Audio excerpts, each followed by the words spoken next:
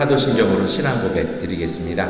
나는 전능하신 아버지 하나님 전지의 창조주를 믿습니다. 나는 그의 유일하신 아들 우리 주 예수 그리스도를 믿습니다.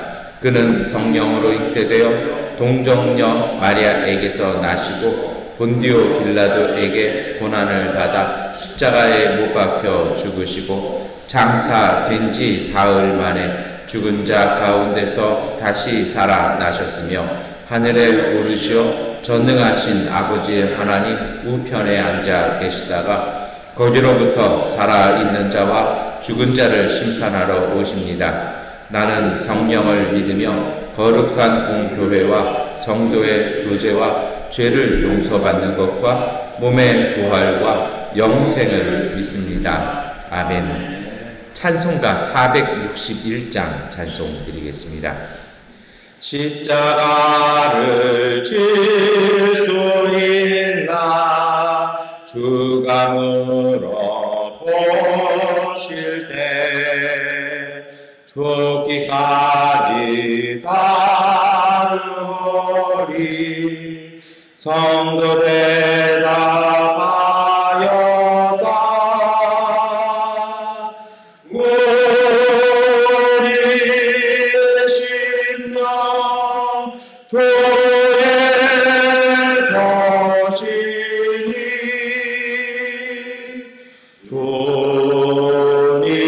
주님의 형상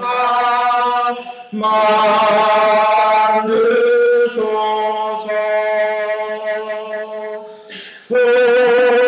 주인도 따라 살아갈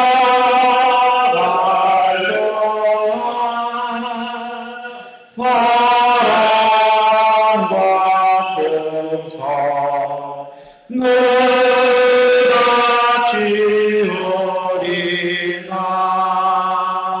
너는 기억하고 있나 구원받은 강도를 그가 회개하였을 때 낙원 허락받았다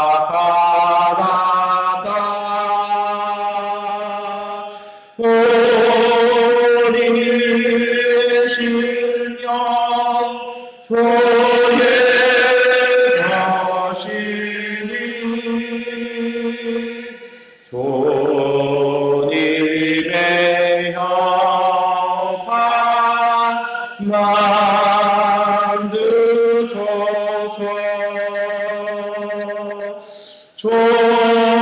주인도 따라 살아갈 동안 사랑과 조성 늘 같이 오리라 걱정 근심 얻은 그들 너를 둘러 덮을 때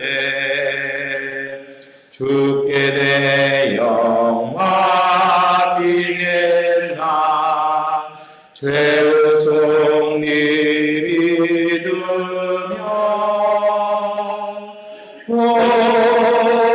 우리의 심령 죄의 것이니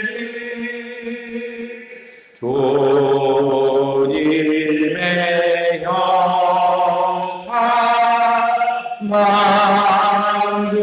만드소서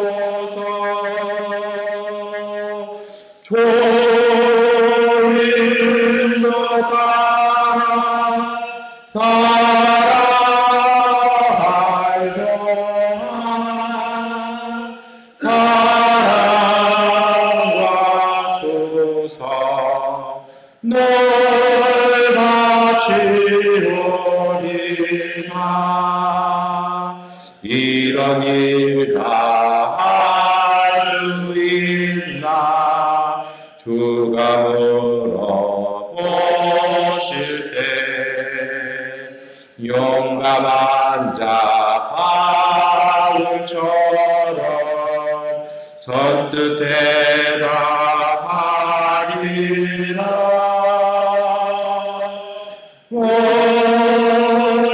우리의 심령 주의 것이니 조림의 영상 만드소서.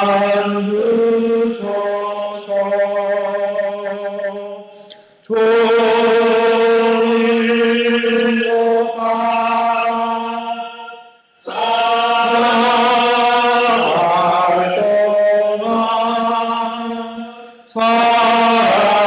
사랑과 종성 늘 같이 오리라. 아멘. 마태복음 20장 17절부터 28절까지의 말씀 세 번역본 성경으로 함께 읽겠습니다. 예수께서 예루살렘으로 올라가시면서 12 제자를 따로 곁에 불러 놓으시고 길에서 그들에게 말씀하셨다. 보아라, 우리는 지금 예루살렘으로 올라가고 있다. 인자가 대제사장들과 율법학자들에게 넘겨질 것이다. 그들은 그에게 사형을 선고할 것이며 그를 이방 사람들에게 넘겨주어서 조롱하고 채찍질하고 십자가에 달아서 죽게 할 것이다. 그러나 제 되는 날에 살아날 것이다. 그때 세베대의 아들들의 어머니가 아들들과 함께 예수께 다가와서 절하며 청하였다. 예수께서 그 여자에게 물으셨다. 무엇을 원하십니까? 여자가 대답하였다. 나의 이 두 아들을 선생님의 나라에서 하나는 선생님의 오른쪽에 하나는 선생님의 왼쪽에 앉게 해 주십시오.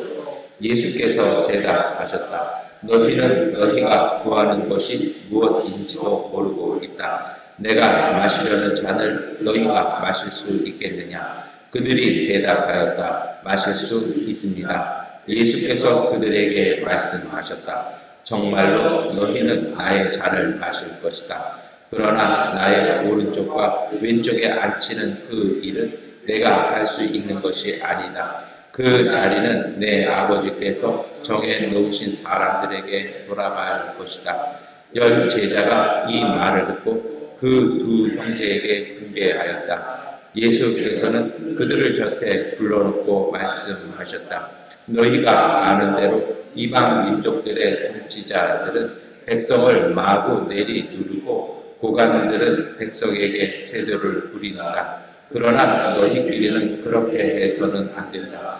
너희 가운데서 위대하게 되고자 하는 사람은 누구든지 너희를 섬기는 사람이 되어야 하고 너희 가운데서 으뜸이 되고자 하는 사람은 너희의 종이 되어야 한다. 인자는 섬김을 받으러 온 것이 아니라 섬기러 왔으며 많은 사람을 위하여 자기 목숨을 몸값으로 치러주려고 왔다.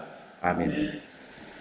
오늘 우리는요, 우리가 나름대로 추구하고 어떤 삶의 가치관들, 우리 나름대로 옳다고 생각하는 것들, 맞다고 생각하는 것들을 합니다. 그런데 여기에 한 가지 생각해 볼 것이 있습니다. 그것은요, 약간의 돌아봄이 필요합니다. 그것이 오늘도 유효한 것이냐라는 것입니다. 보통 제가 제 말씀을 드린 건 저의 가치관은 주로 어디에 기인한다는 걸까요? 제 경험이나 제 습관에 기인한다는 겁니다. 나는 이렇게 살았는데 왜 저 사람들은 저렇게 살지? 그 억울함도 있을 수 있고요. 내가 거기에 익숙하지 않았기 때문에 받아들일 수 없는 경우도 참 많다는 것입니다. 그래서 이러한 경우가 우리 신앙생활에도 마찬가지로 작용한다는 것입니다. 오늘 우리가 읽었던 마태복음 20장의 말씀은 이렇습니다. 예수님께서 갈릴리에서 사역하시다가 이제 십자가를 지시기 위해서 예루살렘으로 올라가기 시작합니다. 올라가면서 정말 수많은 일들이 생깁니다. 예수님이 예루살렘 올라오는 것, 달가워하지 않는 사람들이 솔직히 예루살렘 올라가는 길에는 더 많았을 것입니다. 전쟁으로 치자라면 적의 심장부를 향해서 진군해 오는 것입니다. 갈릴리에서 인기를 얻었고 명성을 얻었고 세력을 얻었던 그 사람이 오늘 우리를 향해서 오는 것입니다. 그래서 중요한 것이 있죠. 성전 입장에서는 예수가 예루살렘에 돌아오기 전에 막아야 했습니다. 막든지 아니면 최소한 구실을 찾고 증거를 찾아서 예루살렘에 들어오면 재판을 회부하고 그를 몰락시켜야 했을 것입니다. 그래서 그런지 이 마지막 예루살렘으로 올라가는 길 여정 속에서는요, 수많은 사람들이 공격해 오기 시작합니다. 그래서 실제로 마태복음 17장 이후에 예수님께서 변화산에서 내려온 이후로부터는 끊임없는 공격과 끊임없는 논리 전쟁이, 쉽게 말하면 교리 전쟁이 시작되기 시작합니다. 수많은 사람들이 알든지 모르든지 몰려들기 시작합니다. 그 몰려드는 사람은 이제 예수께서 예루살렘에 올라가셔서 하나님의 나라를 오게 하실 것이라고 믿기 시작한 것입니다. 드디어 예수님의 사역이 전성기에 도달할 터이니 그의 능력이 최대치에 있을 때 이제 나도 내 아픔, 내 질병, 내 소원을 성취해야겠다고 생각해서인지 수많은 병자들과 귀신 들린 사람들이 모여들기 시작합니다. 예수님께서는 그것을 파죽지세로 하나씩 하나씩 고치시며 때로는 그런 대적들을 물리치시면서 예루살렘으로 올라가기 시작합니다. 드디어 진군과 마지막 행군이 시작된 것입니다. 그래서 그런지 제자들은 마음에 한껏 부풀어 올라왔습니다. 이제 이 마지막 결전을 이루고 나면 나는 인생 성공한다라는 기대와 바람이 있었던 것입니다. 같은 길인데 서로 다른 두 것을 바라보고 가기 시작합니다. 예수님은 십자가를 바라보고 올라가고 있는데 제자들은 그들의 성공과 그들의 명예와 그들의 권세를 바라보고 올라가기 시작한 것입니다. 이것은 예수님과 제자들만의 문제는 아니었습니다. 그 시대 사람들이, 모든 유대인들이, 모두 야훼 하나님을 믿는 모든 이들이 그 시대에 하나님의 나라를 꿈꿨습니다. 그런데 그들 모두가 각자가 꿈꾸는 하나님의 나라는 서로 달랐습니다. 유대의 종교인들은 그들이 갖고 있는 특권을 기반으로 한 돈과 권력이 보장되어 있는 것이 그들은 하나님의 나라라고 여겼습니다. 그리고 일반 서민들, 가난한 사람들은 하나님의 나라란 빵과 자유가 보장되는 것이라고 생각을 했습니다. 그런데 하나님의 아들인 예수님께서 이야기하신 하나님의 나라는 정말 서로 사뭇 다른 것이었습니다. 그런데 놀랍게도 예수님 주변에 있는 제자들마저도, 예수 따른다는 제자들마저도 다른 꿈을 갖고 있었습니다. 이러한 여정 속에 아마도 여리고에 도달한 것 같습니다. 여리고라는 것이 그렇습니다. 예루살렘에 올라가기 위해서 마지막 관문 도시입니다. 마지막 교통의 중심입니다. 여리고는 세계에서 가장 낮은 곳입니다. 그래서 오늘 본문 표현에 예루살렘으로 올라가시면서라는 말씀은 전 세계에서 가장 해수면보다 가장 낮은 도시였던, 교통의 중심지였던 이 여리고에서 예루살렘으로의 마지막 길을 시작합니다. 그런데 이 절정 때 예수님께서 나는 올라가서 너희들이 꿈꾸는 그 하나님의 나라 아니고 일반 가난한 사람들이 꿈꾸는 하나님의 나라도 아닌 나는 십자가에 달릴 것이라는 이야기를 세 번째 하시기 시작합니다. 유대인들에게 있어서 세 번을 얘기한다는 것은 굉장한 이야기입니다. 두 번을 이야기하는 것은 법적인 증거가 되는 법적 효력이 발생하는 이야기라면 세 번째 반복해서 하는 이야기는 하나님의 말씀 앞에서 하나님의 뜻을 선언하는 것과 같은 것입니다. 이제 이것은 안 바뀐다는 것입니다. 이제 이것은 확정되어야 한다는 것입니다. 어찌 보면 모든 제자들의 마음에 못을 친 것 같습니다.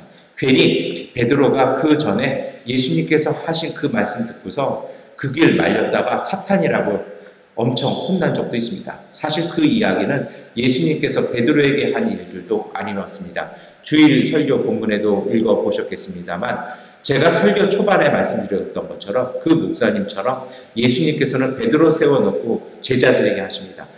예수님께서 베드로의 그 만류, 베드로의 그 저항에, 그 항의와 항명에 맞서서 베드로를 향해서 하시는 것이 아니라 베드로를 제자들 앞에 세워두고 제자들을 보고 예수님께서 하신 말씀이 사탄아 내 뒤로 물러서라는 말씀을 하신 것이었습니다. 제자들의 가치관과 예수님의 뜻이 부딪힌 자리였습니다. 그런데요, 이제 아무도 이야기하지 못하는 그 시간, 특별한 일이 시작되기 시작합니다. 그것이 바로 20절과 21절 말씀입니다. 제자들 그 누구도 입을 떼지 못하는 그 시간에 용감한 어머니가 아들들을 위해서 나오기 시작한 것입니다. 세베대의 아들의 어머니가 이 세베대의 아들들의 어머니가 자기의 아들들을 위해서 대변하기 시작합니다. 그리고 청원합니다. 다시 말하면 기도했다라는 이야기도 됩니다. 정말 하나님 앞에서 부탁했다라는 것입니다. 그것은 선생님의 나라에서 하나는 선생님의 오른쪽에 하나는 왼쪽에 앉게 해달라는 것입니다. 예수님께서 예루살렘 올라가셔서 성공하시면 로마의 권력과 유대의 부패한 종교 권력을 몰아내시는 혁명에 성공하신다면 우리 아들들을 한 명은 오른쪽, 한 명은 왼쪽에 세워달라는 것입니다. 우리 역사로 쉽게 말하면 한 명은 국가 중앙정보부장에, 한 명은 대통령 경호처장에 세워달라는 그 이야기와 같습니다. 5.16 군사 반란 일어나고 찍혔던 그 사진, 바로 그 모양을 그 어머니는 원했습니다. 아들들이 말하지 못하고 제자들이 말하지 못하는 그 상황에 어머니는 그 용감한 마음으로 사랑 때문에 이야기한 것입니다. 이제 예수님께서 이야기하기 시작하십니다. 예수님께서 이야기하시는 이 말씀, 22절의 이 말씀 우리가 함께 읽겠습니다. 예수께서 대답하셨다. 너희는 너희가 구하는 것이 무엇인지도 모르고 있다. 내가 마시려는 잔을 너희가 마실 수 있겠느냐? 그들이 대답하였다. 마실 수 있겠습니다. 아멘. 여러분, 이 말씀 굉장히 블랙 코미디 같은 것이죠. 그 이야기 듣고 예수님께서 제자들에게 이야기하신 것입니다. 어머니 뒤에 숨어있던 아들들 이야기하는 것입니다. 너희 정말 내 오른쪽과 왼쪽에 설 수 있겠냐라는 것이죠. 이 대화 속에 제자들은 이야기합니다. 네, 저희는 할 수 있습니다. 근데 이게 동상이몽이었다는 것이죠. 우리는 모든 것을 알지 않습니까? 예수님의 오른쪽과 왼쪽에는요, 같이 십자가에 달리는 고난과 죽음과 고통이었습니다. 불명예였습니다. 예수님께서 그걸 하실 수 있겠냐고 물었는데 이 제자들은 뭐라고 얘기합니까? 할 수 있다고 얘기합니다. 왜요? 그들이 꿈꾸고 생각했던 건 그것이 아니었기 때문입니다. 제가 서두에 길게 말씀드렸던 두 가지의 가치관이 서로 다른 생각들이 부딪힌 것입니다. 제자들은 예수님께서 아무리 말씀을 해주셔도 받아들이질 않고 그들이 꿈꿨던 하나님의 나라, 내 성공, 갈릴리 첫사람으로서 예루살렘에서 성공해서 제국의 중요한 사람이 되겠다라는, 권력의 중심부에 서겠다라는 성공에 대한 꿈이 예수의 가르침을 보지 못하게 했다는 것입니다. 여러분, 예수님께서 안타까워서 23절에 이야기를 하십니다. 너희는 못한 것이라는 것입니다. 만약에 그랬다면 그들은 예수 부인하고 그 재판 자리에서 도망갔을 것입니다. 그것은, 그 자리는 하나님께서, 아버지께서 정하신 것이라고 얘기합니다. 여러분, 오늘 우리는 이 본문을 읽어나가면서 이 사순절 한가운데서 이것을 물어야 할 것입니다. 오늘 우리가 품고 있는 가치관, 내 신앙의 동기, 내 신앙의 목적, 이것이 과연 바른 길인지를 다시 한번 기도하고 돌아보았으면 좋겠습니다. 예수 그리스도의 가르침을 있는 그대로 받아들일 수 있는 그 자세가 필요할 것입니다. 그래서 물어야 할 것이 있습니다. 여러분, 무엇이 아니라 왜입니다. 왜 이것을 내가 믿어야 하는지, 그리고 이것을 어떻게 믿어야 하는지가 필요합니다. 한국 사회나 전 세계 사회의 가장 악은요, 그냥 복지부동입니다. 공무원 입장에서요, 왜 이걸 하는지 몰라요. 1970년대에 일어난 일입니다만 인류 지성사에 정말 큰 충격을 주었던 재판이 하나 있었습니다. 그것이 아이히만의 재판이었습니다. 이 사람 독일의 그리고 히틀러의 부하였습니다. 이 사람이 하는 일은요, 어떻게 하면 유대인을 가장 효율적으로 죽일 수 있게 하기 위해서 그 복잡한 철도편 모든 운영 노선을 다 짜고 가장 최대한 가장 많이 가장 작은 돈으로 유대인을 처형할 수 있도록 스케줄을 짜는 사람이었습니다. 그 사람의 그 좋은 머리 때문에 그 시대에 소화할 수 있는 행정 능력의 2배 이상의 숫자의 유대인이 죽어야만 했습니다. 그래서 솔직히 그런 경우도 있죠. 순서 기다리다가 2달만 있으면 살 수도 있는 사람들이 1년만 더 있으면 살 수 있었던 처형을 기다리던 사람들이 계산보다도 빠르게 생각보다도 빠르게 그들은 가스실에 들어가서 처형당해야 했습니다. 이 사람을 아르헨티나에서 붙잡아서 법정에 세웠습니다. 그런데 이 법정에서 그가 놀라운 이야기를 하는 거죠. 자기는 일개 공무원으로서 국가가 나에게 시킨 일만 했다라는 것입니다. 이 항명에 이 대답에 전 세계가 얼어붙었습니다. 너무나 무서웠던 것입니다. 모든 세계에는 공무원이 있고 모든 세계에는 관청이 있는데 그들은 그 명령이 그 정부가 시키는 일들이 좋은 일인지 나쁜 일인지 생각하지 아니하고 그냥 그대로 실행하다 보면 때로는 그것이 인간을 학살하는 홀로코스트를 자행하는 일로 언제든지 바뀔 수 있다는 일에 전 세계가 경악에 떨었습니다. 그리고 놀랍게도 그것은 논쟁을 불러와서 그는 무죄여야 한다라는 전 세계 여론이 들끓기도 했습니다. 한 곳에서 벌어진 그 재판이 예루살렘에서 벌어진 그 재판이 여러분 전 세계를요 충격에 휩싸였습니다. 그리고 오랜 논의 끝에 그에게 유죄가 판결되었고 그는 사형당해야 했습니다. 이것이 예루살렘의 아이니만이라고 한나 아레트가스 책으로 전 세계에서 반드시 읽어야 될 책으로 되어 있던 이유였습니다. 그것은 굉장한 물음이었습니다. 제 방에도 그 책이 꽂혀 있습니다. 길고 긴 그 재판의 이야기, 아이히만의 이야기를 들어보면 그는 무죄여야 합니다.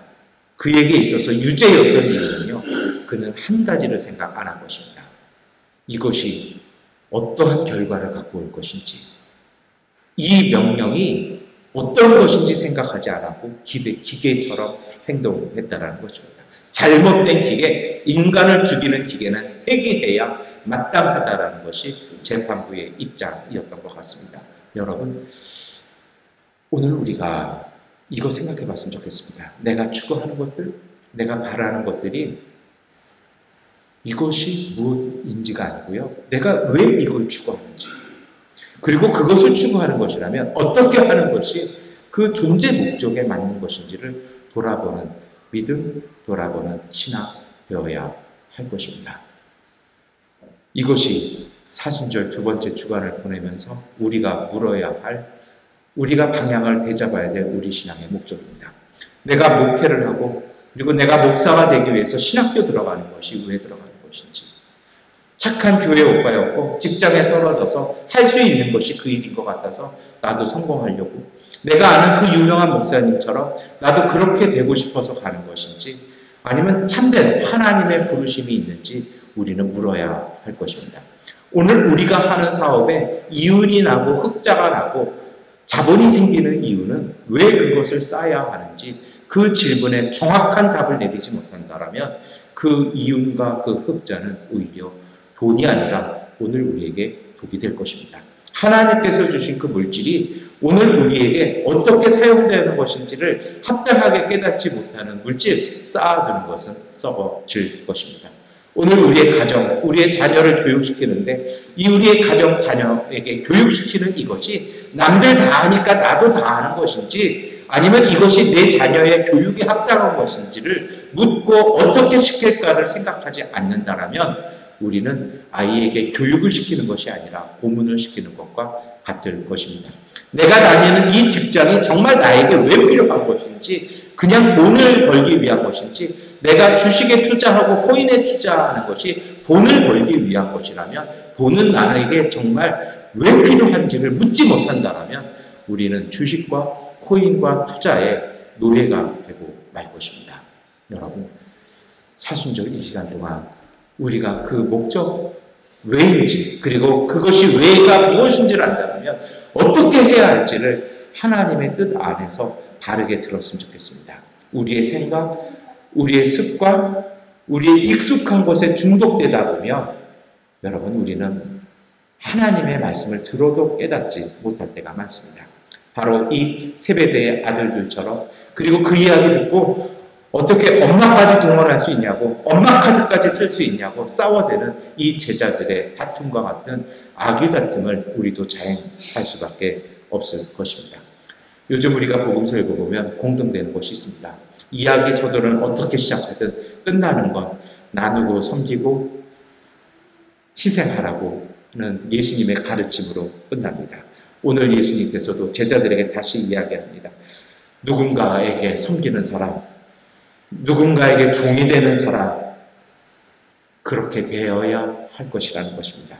그래서 심지어 예수님께서도 섬김받으러 온 것이 아니라 섬기러 왔고 내 목숨을 누군가를 위한 몸값으로 지불하게 왔다라는 이 예수님의 가르침, 우리가 계속해서 반복하면서 읽고 있는 이 가르침이 어찌 보면 왜와 어떻게에 대한 하나님의 답변일 것입니다. 여러분, 우리가 기억했으면 좋겠습니다.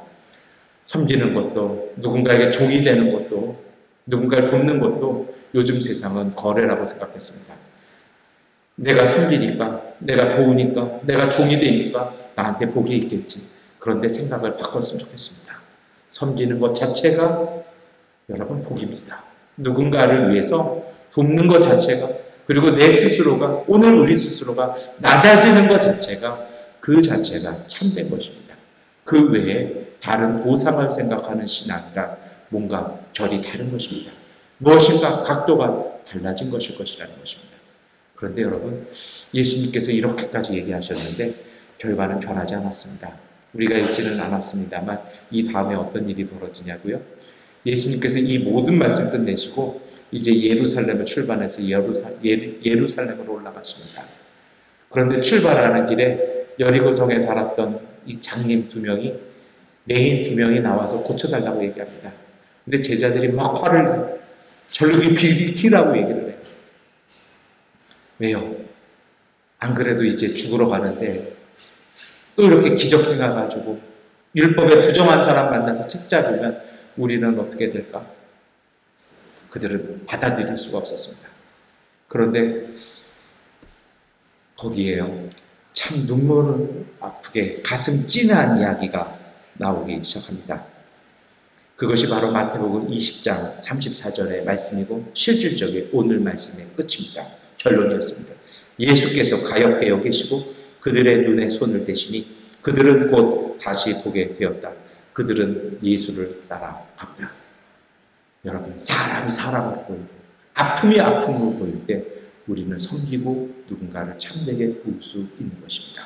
사람이 사람으로 보일 때, 누군가의 아픔이 내 아픔으로 여겨져서 내 자신을 돌아보지 아니할 때, 여러분, 오늘 우리는 하나님을 볼 수 있는 하나님의 나라를 보게 되어 그 하나님의 나라에 우리가 들어가는 것이라는 것입니다.